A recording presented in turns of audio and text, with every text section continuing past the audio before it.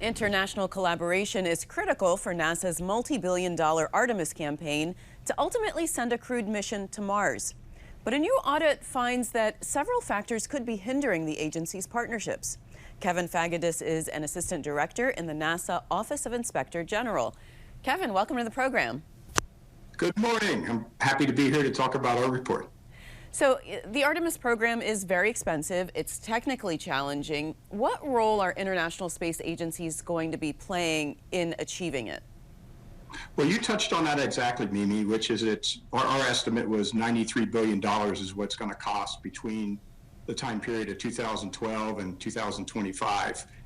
And so the international partners are key to be able to make this affordable and sustainable over the long term, just like the international partners did, the space agencies, for the International Space Station. And is it such a critical partnership that Artemis could fail if they don't come through, or if that international partner fails in fulfilling a requirement? Well, NASA in their Artemis plan and in their interviews is they see the international partners as critical for the success of the mission, especially given the level of scope that they want to do, which is to go return to the moon, to land on the moon, eventually establish a moon base, and use it as a launching pad or a jump off for later future exploration of Mars. So they're pretty critical as far as NASA is concerned. Your audit found that fluctuating political guidance could hinder international cooperation on Artemis. Can you explain that? Sure. We found when we looked at this is the good news is from one administration to another is the Artemis and the return to the moon campaign has survived. It hasn't changed. So I think you know that over the years we've changed quite a bit from an asteroid retrieval mission to then deciding, well, we want to go back to the moon, or do we want to go back to the Mars? So right now, the political stability is actually very good. Now that could change. That could change in the future. But right now, over the past several years, it's been pretty stable. There are over 50 international agreements for Artemis. Does NASA have a strategy to coordinate all of those?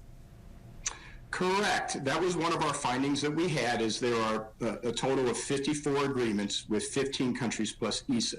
And that's not even counting the 23 countries that are part of the Artemis Accords. And so what we found is we thought there needs to be an overall type of agreement or coordination effort to bring them all together. Right now, NASA is pursuing on a bilateral basis, meaning they're working directly with the individual company to determine their contributions. So one of our findings was there needs to be a little bit better of an overall strategy to coordinate this. And with so much interest from other countries, is there a risk of duplicating efforts because of that lack of coordination?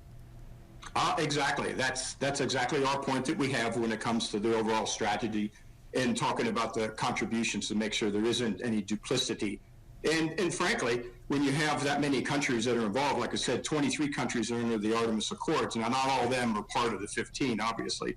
But, to be able to figure a niche or a contribution for each one of these is a challenge. And especially since the interest is so high. All the countries that we talked to are extremely interested in going back to the moon with us. And so making sure that is a cohesive, organized effort is very important. Does NASA have a plan for protecting American intellectual property from those international space agencies? I mean, I know there are friends, but still. Another very good question, and that's part of the balance that we found in our second finding on export control. We certainly recognize that, just like you mentioned, is protecting the proprietary and the sensitivity of a lot of our technology is very important.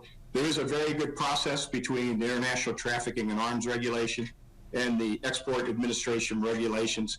But what we talked about in our report is finding a balance between both protecting our secrets and the information that we want to, but sharing enough information so that our partner astronauts can perform when they need to, and they have the information to build the spacecraft.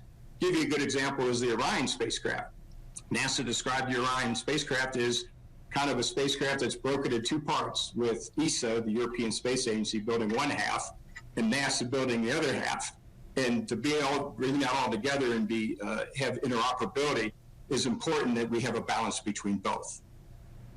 And NASA's management concurred with 9 out of your 10 recommendations. So which is that one that they did not agree with? Another good one, you put your finger on it, is recommendation 4. we haven't been able to get a concur on recommendation 4 on several of our reports. And that was essentially to do a gap analysis, to do exactly what you were talking about, to determine where everybody's going to fit in and where the gaps are at as far as the architecture and the systems that are needed. And then an overall cost estimate. As we mentioned, we did one in our last report, and we estimated $93 billion between 12 and 25. But NASA non-concurred on us asking for another overall cost estimate, explaining that the Artemis campaign is not bounded in a way to accommodate actually a cost estimate. Frankly, because after Artemis 4, which is another finding we have, is the architecture is not set then.